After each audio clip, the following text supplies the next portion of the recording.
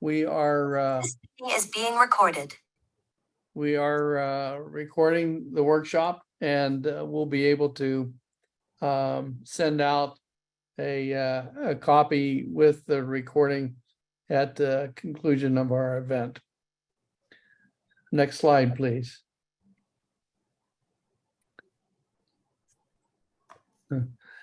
TD Bank has participated in supporting us, and we thank them for that.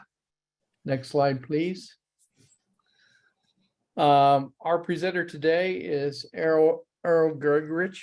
Earl is with the SBDC office here in Greenville. And I won't go into the details of his wonderful accomplishments. I could share those with you in this presentation. And he's a very knowledgeable guy, and we thank him for his support. The focus of today's meeting is growing your business. Currently have a business in place. The focus is to help you take it to the next level. Earl, with no further ado, please roll them. All right. Thank you, sir. Appreciate that. And thanks for being patient through some of those technical difficulties. Appreciate that. Same here. As was mentioned, we're going to talk about growing your business today. And wanted to just give you a quick overview of what the SBDC is and what we do. We're a national organization, sister organization with SCORE. So we do a lot of the same types of services. We have 1,000 offices across the United States. There's 21 offices here in South Carolina. We are associated with 4 universities you see at the bottom of the slides. So we cover all 46 counties. No matter where you are, we can offer our services to you. You see there kind of a list of the services that we provide. They're wide ranging. We have folks who are in business and have been in business in their prior lifetimes. And we also have a lot of finance and banking professionals who work with us. So I'd like to tell everybody we're your best first phone call because we don't cost you a thing. We're pretty well connected, and we have a pretty long list of resources. So even beyond our topic of today, which is growing a business, if there's something that's challenging you in your business, we're a great resource for you to follow up with. So why are we here today? Well, you're hopefully here to learn a few things about how to grow your business. We're going to talk about benchmarking a business and basically setting the groundwork for getting ready to grow the business. We're going to talk about doing a high level assessment of your business and looking into some of the key functions of the business that need to be shored up before we start on the path to growth. And then we're also going to identify some of the focus areas and try to match some of the resources that you may need appropriately to those focus areas. Some of those resources that we may talk about throughout the presentation, you may hear me say some of these names. Of course, the SBDC network that I just mentioned, the SCORE network as well. We have a list of resource providers. Most of us in this business, we have a short list of folks in accounting, legal, web design, whatever challenge you may be facing. We probably have at least 3 or 4 people we could put in front of you that you could then track down to get us further assistance should you need that. And then I will be talking about some tools, software packages that you may want to use or at least interact with the SBDC that we can bring to the table for you. Some of these you won't be able to directly access without a very pricey subscription. So you want to come through the SBDC to access some of these items as you see your live plan, IBIS World, Vertical IQ, and the like. And we'll talk about what those are as we go through today's presentation. Hey, Earl, one Yes, quick question for you. One person has mentioned that the screen seems a bit compressed. Do you have it on presentation mode or? It is. Yep. Not sure what would be causing that, but everything seems normal on this end. Okay. So everything that's on the screen is showing as we see it. So, okay. Carry on. Thanks so much. Yeah, and I'll mention that we do have copies of the slides available for you after the fact. So if we talk about something here that maybe is not quite clear on the screen, just let us know, and we'll make sure you get a copy of the slides. So first thing, when you're thinking about growing your business, one of the things you want to do is define what growth means to you. Different businesses, different folks have different definitions for growth. It could be you want to build the business to the point where it's sellable.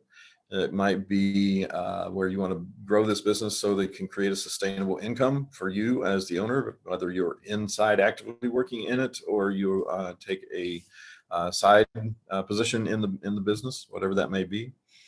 Maybe you want to go nationwide. You don't want to be necessarily just the corner store. You want to franchise this and go big and go nationwide.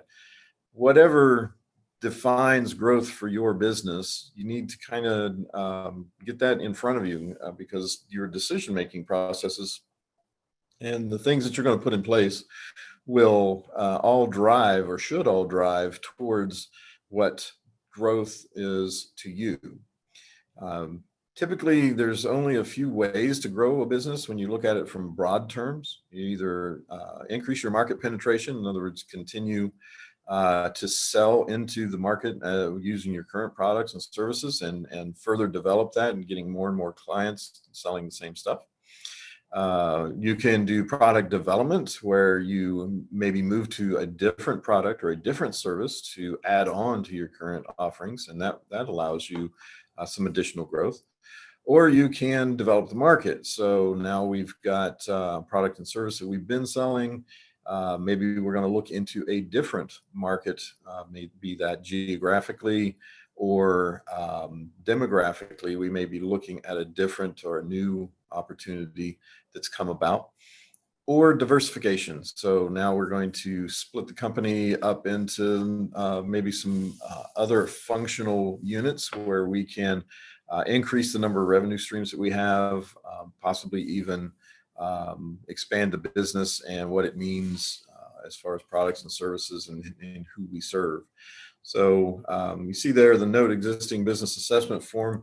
If you come to the SBDC, we have tools that we can use that will allow you to sit down and in a very formal way assess the business, help you define that growth, and focus in on some of the areas that you may need to spend a little bit more time on as opposed to some others. With regards to growth, you need to plan this. If you're not planning, you're reacting. And if you're reacting, you're probably not going to meet your targets, at least not in as timely or as an efficient manner as you would if you planned through these. And, I've listed some of the most common plans out there that we normally work with clients on, business planning being one. Financial projections, should you need financing as part of your growth trajectory. Financing is going to be a big part of that. So we do spend a ton of time on helping businesses project their finances. And one thing I want to stress on that is a lot of businesses rely on financials. You should rely on financials, but keep in mind that's historical data. That's what's already happened. So if you're looking to grow the business, you're typically looking forward. You'll use history to help establish trends and validate plans of moving forward, but projecting your financials makes this a much clearer picture as you grow the business. So we'll talk a little bit more about that in a moment. Marketing plans, strategic plans. At some point, your business is going to move beyond the business plan and move into a strategic plan, which is a little bit farther reaching. Business plans typically are only about 3 years. A strategic plan may be a 5 to 10 year look at the business and its future. Continuity planning. What do you do if things go wrong? Tornado hits, a hurricane comes along, cyber attack occurs. What do you do in the event of business disruption? And we have an entire class and materials on that. That's separate, but that's obviously a big part of growth. You can't grow a business that dies because of a cyber attack, let's say. And then setting goals and KPIs, or key performance indicators, as they're called. If you don't have goals, if you don't have KPIs, it makes it that much more difficult. And frankly, it'll take longer for you to get to that defined growth path that you're looking for. So a lot of what we're talking about right here, right now, is thinking big picture. And we're going to go through a few tools, a couple that you've probably used before. SWOT analysis. You may be thinking, okay, that's kind of elementary. I'd learned that in Business 101, or I did that when I did my first business plan. But the fact is, SWOT analysis is something you should be doing usually on an annual basis for your business. Owners tend to get wrapped up in the day-to-day. You're head down, making sure the business is operating, you're getting things done, you're servicing the clients, and are earning the profits that you earn. But every now and then, you got to take a moment. You got to look up. You got to look to the horizon. You got to conduct something like a SWOT analysis, just to make sure that what you think is going on around you is indeed what you're experiencing, what you're planning for. And a SWOT analysis can be a good tool for that. If it's been a while and you haven't done that in a little bit, we'd be happy to help you walk through a SWOT analysis and help you set the future path of the business using that tool.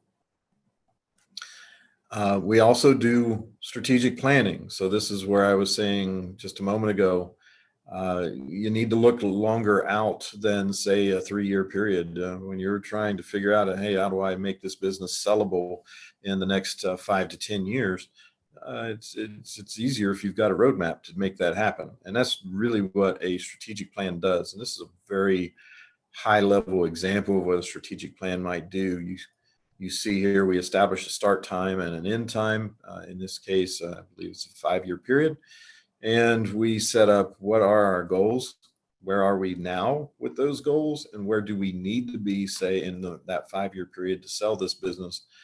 And then we break down into an action plan, what has to happen between now and year 5 for us to be able to be positioned, in this case, to sell the business. So as you can imagine, you're building valuation in a business, positioning it such that it is appealing to a potential buyer, putting it in a position where it is financeable for the buyer. Those are all things that take a little bit of time and certainly some planning. And those are things that we work through here at the SBDC with clients when we sit down to do a strategic plan.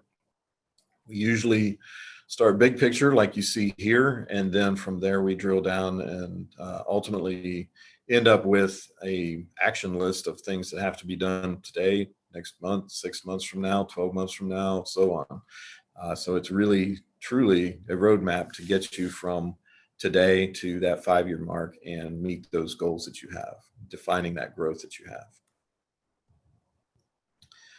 So before we start into the planning phase, we typically take a look at where you are right now, and we call that benchmarking.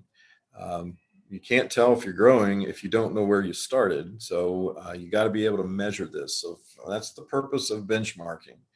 And we're going to talk about some of the different areas that you need to look at in your business when you're benchmarking and when you're making plans. You have to understand that your business is going to be vetted by some of the entities that you may be involved with when you're growing your business. So maybe you're growing your business through working with larger corporations. Maybe you've been working with smaller business-to-business relationships, but now in order to grow the business to where you want to go, you want to talk to a larger corporation. They operate a little bit differently. They do a little bit more due diligence when they work with small businesses. So you have to make sure that your house is in order. These things like business licenses, do you have your entity set up properly? Are you zoned for the products and services that you produce? Proper permits, all those kinds of things come into play. If you may have been able to, conduct business to this point without having to worry as much about that, but you start working with larger entities, they tend to look at who they do business with so that they can reduce their risk, and you need to make sure that you're in a good position for that. They're also going to look at you, the owner. They're going to look at your staff, your personnel that you have to make sure that the skills and certifications that you say you have, those professional credentials that you have listed, say, on your website, they're going to make sure that indeed you have those, they're up to date, because obviously if they're going to do business with you, they want to make sure that everybody is on the up and up. They're also going to look to make sure that you're an upstanding business in the community, and that may involve some legal background checks and things of that nature. So you got to make sure that you have taken care of those. There will also be some agreements that typically will come about. Like I said, you may not have had formal contracts or formal bidding processes to this point because you've been working with smaller entities.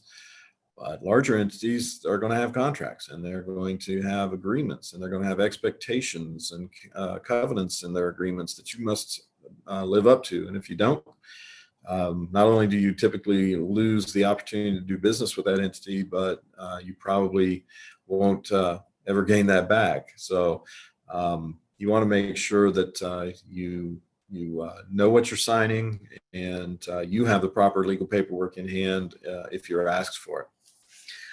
And then risk mitigation on your part. As you grow the business, you're going to become a bigger target in many ways. Your clients are going to hopefully come at you in larger groups, and that always increases liability and risk. You may be dealing with larger entities that have deeper pockets and legal teams that can take care of things if things don't go well. You're going to be dependent upon to provide what you've signed up to provide, and therefore you cannot put yourself in a position where you can't scale. You may be taken out by one of those events that I just mentioned, like cybersecurity attacks, or a weather event or something like that, or even succession. Some of the businesses, when they get to growth phase, the owners, the founders are looking at possibly moving on as soon as this growth is attained. Well, how is your succession planning put together? Is it robust enough to where these larger companies that you're working with or government contracts that you're working with can trust that you'll be able to continue to deliver your products and services? So risk mitigation is a big part of that as well. So financial condition, we talked about that just a moment ago. Some of the things that you should have before you launch into a deeper growth path is make sure that you have your financials in order. You have the standard income statement, balance sheet, cash flow, break even. If these are new terms to you, or you're not reviewing these in a regular fashion, that's a good reason to get a hold of SCORE or SBDC. Let us know so we can sit down with you and help you pull together the data that you're going to need to produce these types of documents on a regular basis. If you have them, but just not as familiar with them as you would like, we can also help you with that. How do I read an income statement? What does all that mean to me? What's that number on that balance sheet mean? And so on. Those are a lot of the services that we offer. In order for you to grow the business, you have to make some very important decisions with the business. And to do that without good, solid financial data is risky at best. So make sure you have the data, make sure you're confident in the data. You can print an income statement maybe, but is the income statement valid? Ask yourself that question. Does it seem to be accounting for the things in proper manner? Is it giving me the results that I am expecting? If it is not, is that a function of the accounting that I have in place, the bookkeeping that I have in place? Or is it maybe true and I just had the wrong expectations? That happens too. So getting to know those puts you in a better position to grow the business. We'd like to see businesses, when they hit growth phase, to be in a position where they're carrying at least 2 to 3 months of operating expenses in cash on the cash flow. So if you look at the amount of cash that you have available to operate your business, and you can't float that business for 2 to 3 months without significant revenue coming in, that could be problematic for you in growth phase.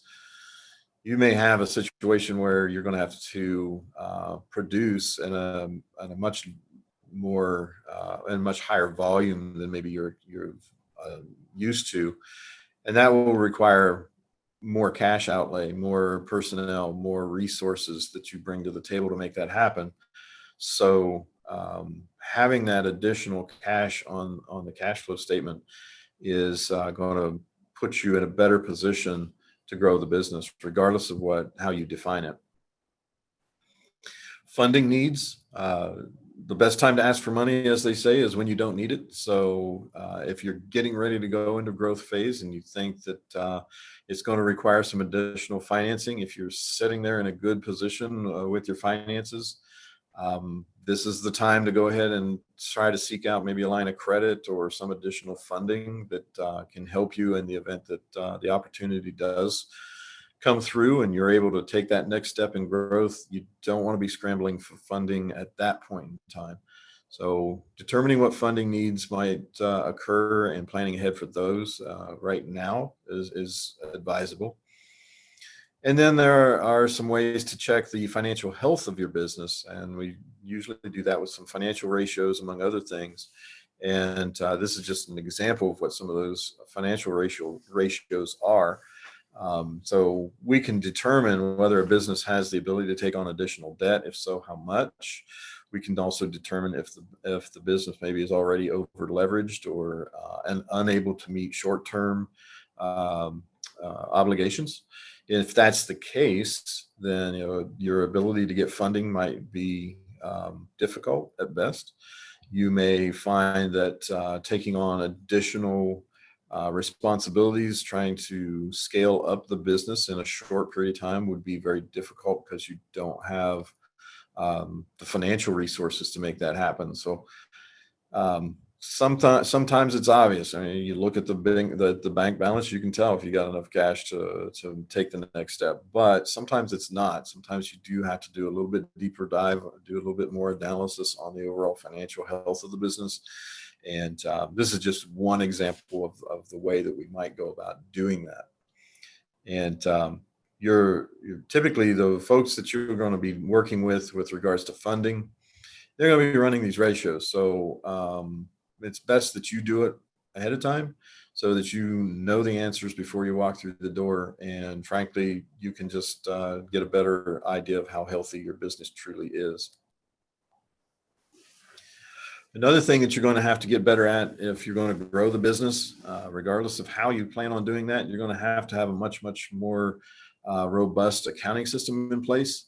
So if the bookkeeping system is you at 2 a.m. and it's pulling receipts out of shoe boxes and putting it on an Excel spreadsheet, that may work for you now. But if you're going to grow the business in a meaningful manner, maybe dealing with some larger entities, that's probably not going to be sufficient to make that happen. So you need to start thinking about how we turn our current bookkeeping system into a full-blown accounting system, something that is more friendly to, say, QuickBooks or Wave or Xero or some of the online accounting systems that are available.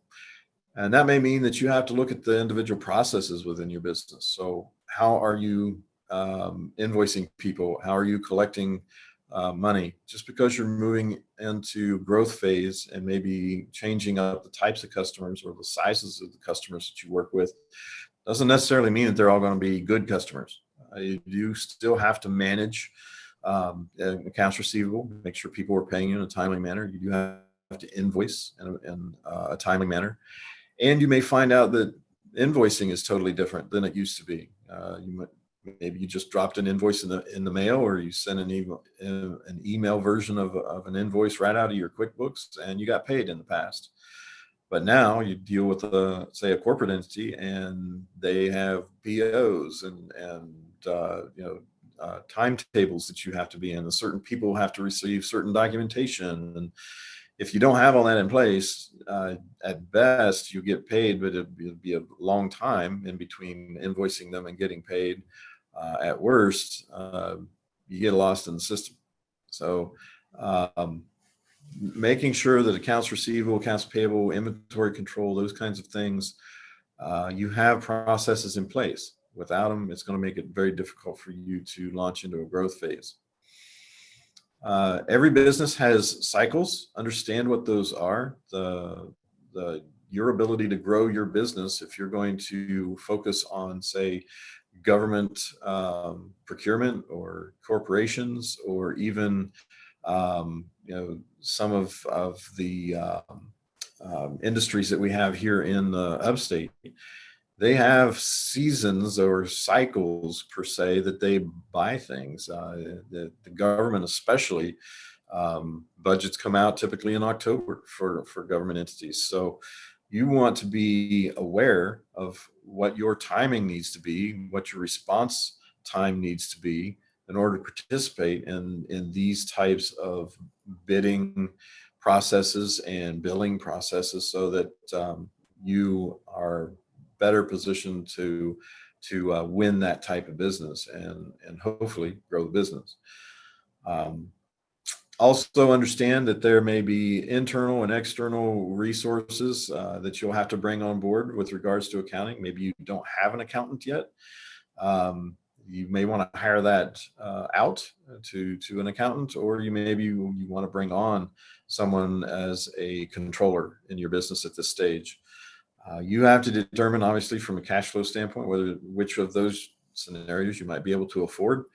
But I will say this, regardless of if you internalize it or you hire an accountant as a third-party resource, my experience, an accountant has always saved me more money in my business than they've ever cost me. So if you're not working with an accountant at this point, I would encourage you to start thinking along those lines so that you're better positioned to grow the business. Moving a little bit away from the numbers now and talking more about some of the internal issues that you might come across. Is there a question? No, just like your video there, it's Lucy. Yeah, just depending upon what generations we have in the crowd today, they may not know who that is. But you have to look at your processes as well. It's not always about the finances. You may be in a great financial position, but if your supply chain, your logistics are not set up such that you can speed up the business, scale that business, then it's not going to matter. Your competition may change when you start moving into some of these newer opportunities. You may not have the resources to go up against some of the other competitors that you may run up against when you switch your focus on what market you're going to serve. As far as your product and service offerings, you may have to adjust how you put that out there. And maybe you've been selling products in smaller packages, smaller quantities, and you may have to bump that up to a different type of packaging, or you may have to reconfigure the packaging altogether. Maybe they don't want it in 12-ounce cans anymore. They want it in 5-gallon buckets, and you may have to find a way to make that happen. Also, having inventory control in order to deliver your products and services in a timely manner. Like I said earlier, if you stub your toe somewhere along the way early on in the ball game, you may lose this business and the opportunity to come back when you do get things running smoothly. You may not have that second chance. So planning ahead, making sure that you have your products and services configured in such a way that you can scale it up and meet the specific needs of these different new clients, these larger clients, is a key thing there. Quality control. We all want to put out a quality product or service. There's no question about that, but it may be a different level of quality control now, where in the past you may have been able to say, look, if it goes out the door and I approve it and it meets all the requirements for myself and my reputation, my clients like what they get, great, that's sufficient.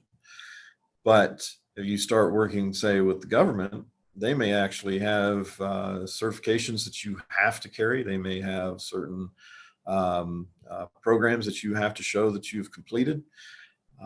So look at that and see if the market that you're targeting requires some of these. Some of these take some time. So you will have to plan for that. And frankly, some of them are expensive. So going back to the financial side of things, you may have to budget some funds in order to meet some of the requirements of some of these other targets that you have. And then marketing. If you're marketing now B2B or B2C, business to business or business to consumer, this may be an entirely different process now of marketing, where you might have relied on what we would consider traditional marketing, websites and social media and billboards and radio and TV, things like that. If you're working with the government, if you're working with a corporate entity, you're most likely going to be working with a buyer. You're going to be working with maybe even a panel or a buyer's group. You're going to be maybe doing presentations. So this is an entirely different way of projecting your product, your service. And some small businesses may not have prepared for that kind of marketing. If that's the case, we can certainly help you with pitches on products and services, and also help you with how you might target the right people within companies. So human resources, a lot of businesses we work with, their staff is me, myself, and I. It's one person. You got a whole bunch of hats to wear, but now you're going to scale this business and you may have to bring on personnel. Or maybe you're a small company and you've got 2 or 3 employees, but now we've got to hire another half a dozen employees. So that brings on an entirely new challenge for our business. Culturally, we're going to change. We may have to formalize policies and the way we communicate.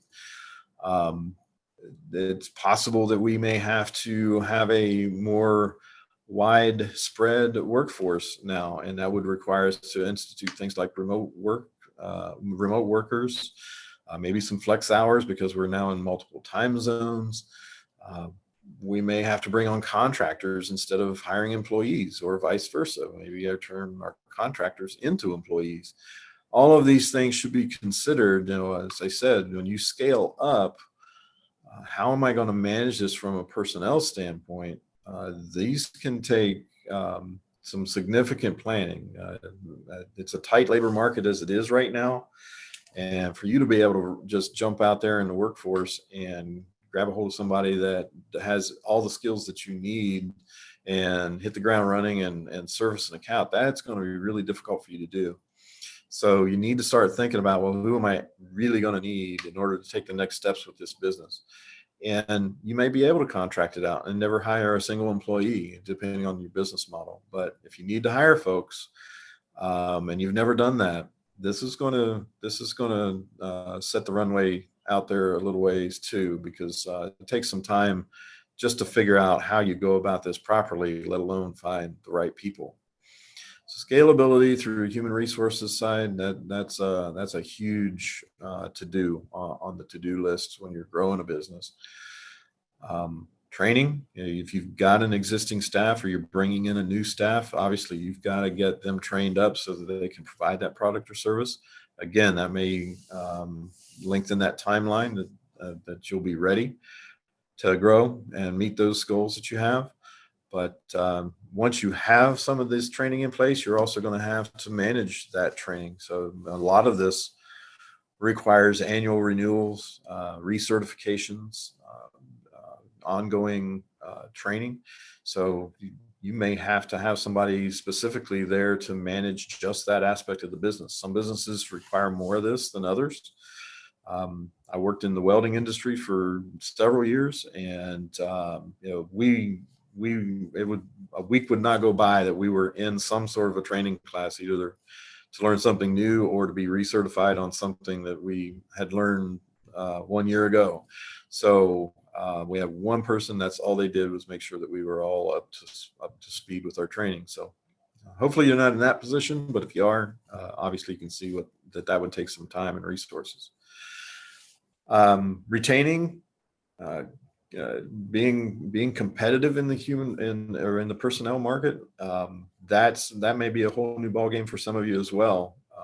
It's difficult to retain good employees, especially in a tight job market. So you may have to get creative with your offerings. It's not always about the salary. Sometimes benefits come into play. Sometimes flex schedules come into play. In order to be competitive out there in the job market, you may have to do something outside of the box, something outside of the norm that you have had to do in the past. And of course, where are you going to put all these people? What kind of environment are you going to offer for folks to keep them engaged and happy in their work? So that's a big part of this as well.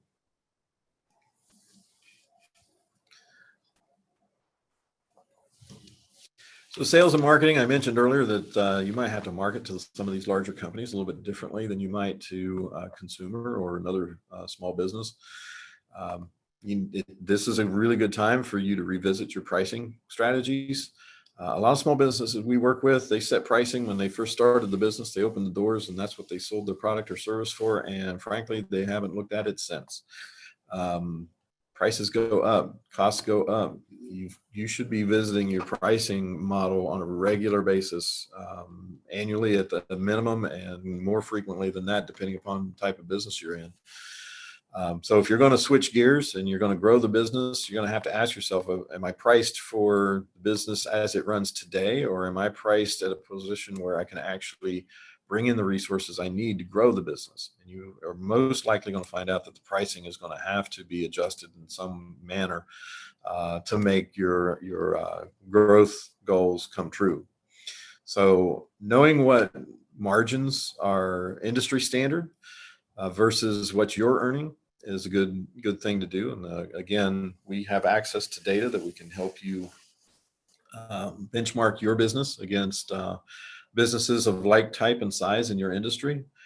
That's always a good exercise to do, regardless if you're in growth phase or not. You should know those kinds of things.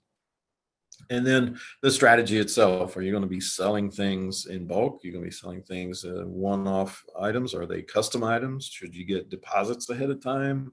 All of these things come into play when we talk about pricing. So revisiting that is a must. As far as competitive advantage, you probably have been marketing and have a value proposition at this point. You have to ask yourself, is that still relevant? And also, is it going to be relevant to both the current market that I have and the new market that I have? Do I have to have maybe two different marketing messages because the customers are that different? So just kind of revisiting, are the advantages that I have in a small market, say, still going to carry me in a larger competitive arena? You may have to change that up a bit. As far as competitive analysis, we typically have clients compare themselves against the top 5 people or top 5 companies that they figure that they will be competing directly against in the market space. So I would encourage you to that, sit down, think about, if I was to bid a project, say with a larger corporation or one of these target companies I'm going to use to grow my business, who am I likely going to be bidding against? And then what am I going to stand on with regards to that value proposition, my product offering, and so on? How do I stack up against those 5? Again, that's an exercise you should be doing on an annual basis anyway, but you may have to go a little bit deeper now that you're going to switch gears and go into growth phase. Goal setting and forecasting, as I said earlier, if you're not forecasting, setting goals, and setting that roadmap in place on how do I get there, it makes it that much more difficult to reach that end goal. You may have a 5-year goal to reach, say, a $5 million in revenue. You're not going to set year one's goal for $5 million. You're going to set year one's goal at some increment that gets you closer to a $5 million annual sales amount. So breaking that out, doing the forecasting, setting incremental goals is much more effective and efficient, and frankly, psychologically better for you, because you're going to fall short if 5 million is where you want to go, and you got 6 months left in the year to accomplish that in year one. That's just going to be too daunting for you. Don't forget your traditional sales pipelines. Yes, you may have to change things up to reach this new market space that we're identifying for growth, but you still have existing customers and you reach them in a particular way. So don't just completely abandon the way you've been doing business, the way you've been doing sales and marketing. You don't want to get these larger customers or other opportunities at the expense of the people that you already have on the books. So don't just forget how you've been doing business thus far and how you've been winning clients. As far as customer relationship management, this might be the time to start thinking about, how do I track my efforts and determine if I'm getting the right responses, if I'm getting the right return on investment for my marketing. So a CRM system might be a good thing to start looking at right now. That can be something as simple as an Excel spreadsheet with all the right data points that you're keeping track of your interactions with your clients. That's fine. It won't be as effective or as say something like a Salesforce or a HubSpot, but those cost money. And I understand that that might not be in the cards right now, but knowing what conversations you've had recently with a prospect, understanding who the people are who are in the decision-making chain, and keeping track with your interactions with those folks, that makes this job that much easier. That makes your ability to attain those goals much easier. So CRM might be something to look at. So we've talked a little bit about what kind of data do we need, and doing some competitive analysis and getting into the weeds with pulling information together. Know that you don't have to do all of this on your own. One of the things that we have access to at the SBDC office here in the upstate, here in Greenville office, I can recruit a student team from Clemson University's College of Business, and we can do a lot of this project work that we've been talking about. So competitive analysis, for example, you come to us with your top 5 competitors. We can do a competitive analysis on those 5, and we might stumble upon 2 or 3 more in the process that we throw in there and say, hey, have you thought about these folks? So don't think that, I know you got a lot to do. You're running a business, sitting down, crunching numbers and doing research might not make it into your daily schedule, but you certainly can come to us. We can help you outline a project, maybe get that in front of the students, and in a few weeks we can probably end up with some data that we can then make some actionable decisions on. So look us up if that's something that interests you. Another thing to consider when we're talking about growth of the business is technology. We're hearing things about artificial intelligence right now and how that's impacting marketing and growing businesses. Those are things we're trying our best to stay up on. So if you're struggling with that, we are too. Come in and join us. We'll be happy to tell you what we know, and you can share what you know, and maybe we can make a game plan out of it. But other things, digital online operations, we do recommend that you have a solid website. You've cleaned up your social media activity. You're consistent out there. You're posting the right stuff. You're focusing on the right keyword phrases to be found by these new markets. You have a plan in place, just like a business plan, a strategic plan, that you have a marketing plan, a digital marketing plan that will keep you from throwing a lot of money down a digital dark hole, which happens a lot in small business, unfortunately. So we can help you pull that together. If you have industry specific technology, maybe in order for you to compete in this new growth phase, you're going to have to bring on some bigger, better, faster equipment, some updated software, something along those lines. Those are things that you will need to consider. In some cases, we may be able to help you track that down. But if we don't know of some of these things, we probably have a resource that can. We have a lot of resources in the manufacturing uh, avenue. So if manufacturing or manufacturing technology, those types of things, we've got really good resources in those areas. And of course, cybersecurity. If you're going to deal with the government is going to require that you can prove that you've got good cybersecurity in place. In some cases, you may actually have to be certified in order to do business, say, with the Department of Defense. So those are the areas that we deal in as well. So if you think that impacts your business, please look us up for that. For the rest of us, maybe we're not dealing with Department of Defense, but if we're carrying personal identifying information, name, address, phone number, social security number, that type of information, which most of us are, whether that's for a client, ourselves, or employees, that's information that must be secured. If that information is exposed in a hack, you are legally responsible to report that and therefore deal with the consequences. So even a small business, especially a small business, we're very very easy targets for most hackers. So if you feel a little uncomfortable with that topic, we're a good first phone call for that. And I'm going to go through all of these here. You'll have an opportunity when you get the slide deck to dive a little bit deeper into what I'm talking about when I say cybersecurity. I've got a lot of programming just on cybersecurity that cover these types of things, but I'll be happy to sit down and talk with anybody who just simply wants to get an idea of what concerns they should have and how they might mitigate those. Getting towards the end now, with regards to risk management, intellectual property. If you're going to start growing the business, as I said earlier, you're going to be a target to a lot of folks. And if you start making it big, there's going to be a lot of people out there going to want to try and do the same thing.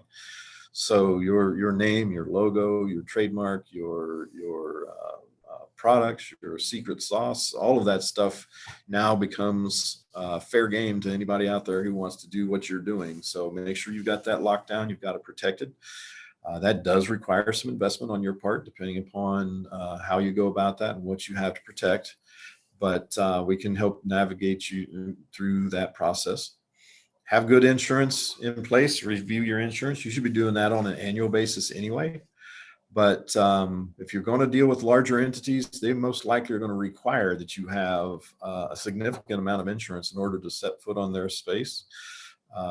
So do a review on that. General liability, errors and omissions insurance, things like that. Do your contingency plans. I've talked about that one already. Disaster preparedness plans, cyber response plans, those kinds of things. Those are all things that will put you in a better position if you get asked by some of these larger entities, well, how do you deal with thus and so? They know where you're located. If you're tuning in today and you're outside the upstate and you're closer to the coast, they know you're prone to hurricanes. And whether you knew it or not, if you're in the upstate, you're sitting on a fault line, so you could be subject to earthquakes here. So just be aware of what you should be prepared for and make those contingency plans. And we do have guidelines and templates to help you with that if need be. So as we close, what do you do next? Self-assessment guide. We've got guides that we can sit down and kind of work with you on and say, okay, here, what is your plan? Here are some of the things you need to consider. And we will walk you through those. You can get an SBDC or a SCORE consultation and get the ball rolling on that. And then let's put together a plan for growth for your business. That's the whole point, right? That's why we're here today. So if you need to get in contact with me, that's my contact information. Again, you'll get the slides. Everything is there. If you want to take a quick snapshot with your phone, you can do that as well. I'm usually the quickest response from me usually comes by email, but you're welcome to pick up the phone and call me, and we'll do our best to get in front of you and see if we can help you grow that business. So with that, I'm going to turn it back over to Dean and Score, and you guys can close this out. Thank you very much, Greg Rich. Just, I wanted to, before we finish up, tie back to a few question points that perhaps the audience would be interested in. Okay. From the financial side, when we were talking about risk and the need for a higher output and possibly lines of credit. I have one client that is developing his business for growth. And we talked about debt and the possibility of either pushing harder to create the cash for the business, or perhaps securing a line of credit.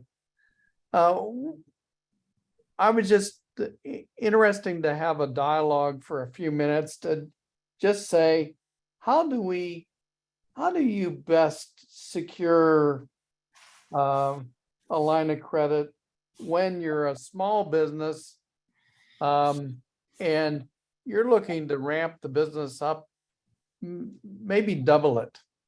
Yeah.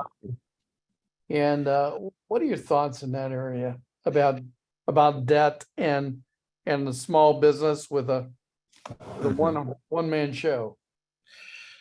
Yeah, that's a good question, and we work with that quite a bit. What I tell my clients is this: if you can determine that you're positioned pretty well from the standpoint of personal credit and the financial health of the business, if you feel like you're in pretty good standing, go into the bank and ask for a line of credit, even if you do not need it.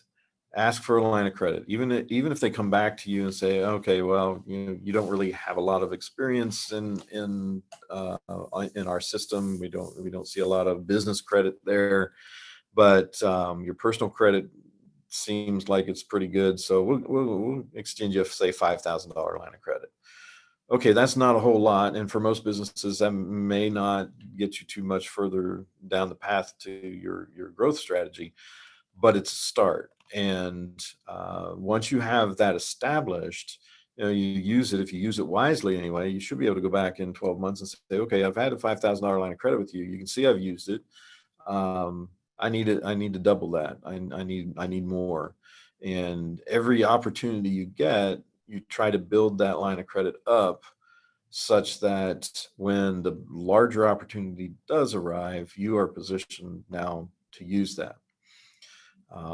If you're not positioned with great credit and the business hasn't been around long enough to establish business credit, it may be a little bit more of a struggle. You may actually have to think of other means. It may not be the bank that you go to. It may be a partnership. It may be friends and family. There's other ways to go about funding, but certainly the bank it's not easy, but it's the easier part of that funding option. Yeah, I can appreciate that. The other hot button that I think many one man shows are talking about when they grow their business is, the employee topic that you touched on is, nobody does the job quite as well as I do, right? And Yeah. and then you're a one man show and you're saying, man, if I'm gonna double this thing, I'm gonna have to find somebody that has as much passion for business as I do. Yeah, so I'm gonna restate one of the least popular statements that I ever use with clients, and that's the fact that if you can't get your business to the point where you can step completely out of it and it can continue to run, you're not an entrepreneur. You just own a job. People don't like it when I tell them that, but the fact of the matter is, at some point, if you want to grow this business, you've got to be able to turn what you do into processes that then you can turn around and train somebody else to do. And until you can do that, it's just a job. So um, think about, from the standpoint of what you do, what you can start to compartmentalize, so to speak, and turn into processes, and build a position out of that then you can start looking for that first employee. Anything that you can convert in a business to where you can pay somebody else to do it for less than it costs you to do it, you need to convert that as soon as you possibly can. Because that's the only way you are eventually going to be able to separate yourself from the business such that you can work on it instead of in it. And that's really when you get to the point where you can call yourself an entrepreneur. Yeah.